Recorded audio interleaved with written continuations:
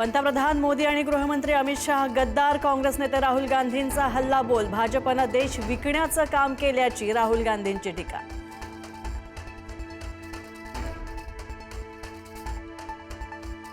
महायुतीच्या समन्वय समितीच्या बैठकीमध्ये विधान परिषदेच्या जागेवर एकमत नाही. विधान परिषदेच्या जागांचा तिढा मुख्यमंत्र्यांच्या कोर्टात. मुख्यमंत्री व दोन्ही उपमुख्यमंत्री अंतिम निर्णय घेणार.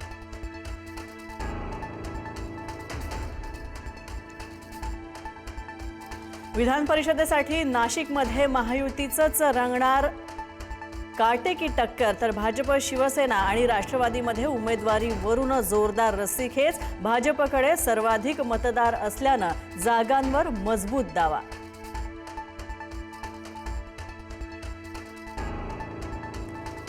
प्रल्हाद कुलकर्णीने 135 पैकी 132 प्रश्न हे मोटेगावकरला दिल्याचं सीबीआयच्या चौकशीत उघड. मोटेगावकरकडे रसायनशास्त्राच्या 132 प्रश्नांची PDF फाईल. परीक्षेचे 4 पैकी 3 संच कुलकर्णीकडे भाषांतरासाठी दिले होते.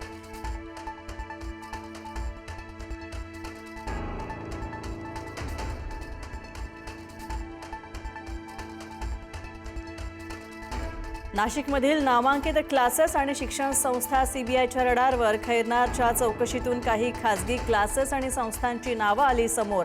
सीबीआयकडून कोणत्याही क्षणी छापेमारी.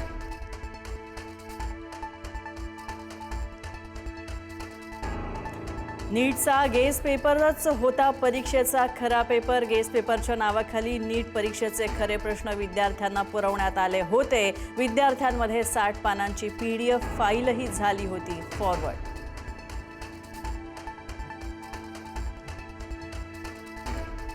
मोंदू अशोक खरातला 26 मे पर्यंत ईडीची कोठडी. मनी लॉन्ड्रिंग प्रकरणामध्ये खरात ईडीच्या ताब्यात. समता पतसंस्थेतील खात्यांच्या वारस असल्यासंदर्भात काही माहिती नसल्याचं खरातचं वक्तव्य. सरपंच संतोष देशमुख हत्या प्रकरणातील आरोपी वाल्मिक कराडची प्रकृती बिघडली. कराड 3 दिवसांपासून सलाईनवर. युरोसिस्टायसिस संसर्गाचा प्राथमिक अंदाज.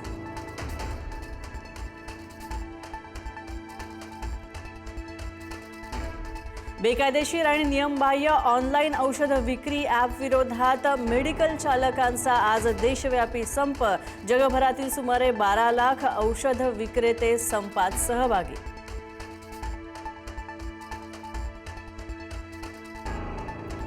इंधन टंचाई पोहोचते हिंसक वळणावर. बॉटलमध्ये पेट्रोल देण्यास नकार दिल्यानं पेट्रोल पंपावरील कर्मचाऱ्याला मारहाण. बुलढाण्याच्या शेगाव इथल्या पेट्रोल पंपावरची घटना.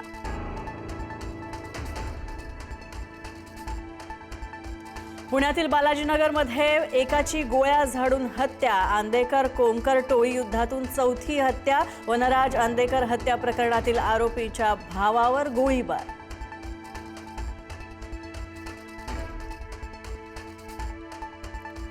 उल्हासनगर लव्ह जिहाद प्रकरणातील आरोपींना एकाच दिवसात जामीन मंजूर झाल्यामुळे आश्चर्य व्यक्त.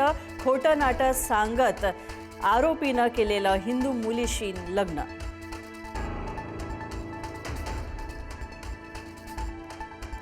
राज्यात वाढत्या उन्हामुळे अनेक भागांमध्ये पाणी टंचाई. 15 जिल्ह्यातील 633 गावं आणि 1652 वाड्या.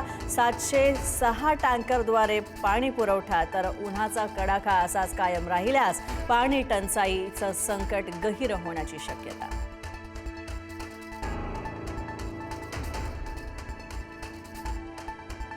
पंतप्रधान नरेंद्र मोदी इटलीच्या दौऱ्यावर. रोममध्ये मोदींनी घेतली इटलीच्या पंतप्रधान जॉर्जिया मेलोनी यांची भेट. मोदींकडून मेलोनी यांना मेलोडीचा पुडा.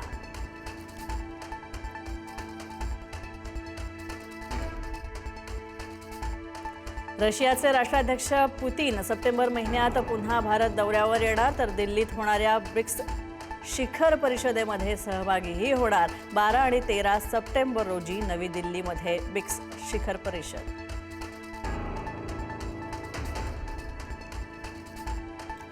पुढारीकार डॉक्टर गो जाधव यांच्या स्मृतिदिनानिमित्त अभिवादन. डॉक्टर गो जाधव यांच्या प्रतिमेचे मान्यवरांच्या हस्ते पूजन. स्केटिंग रॅलीसह रुग्णांना फळवाटप.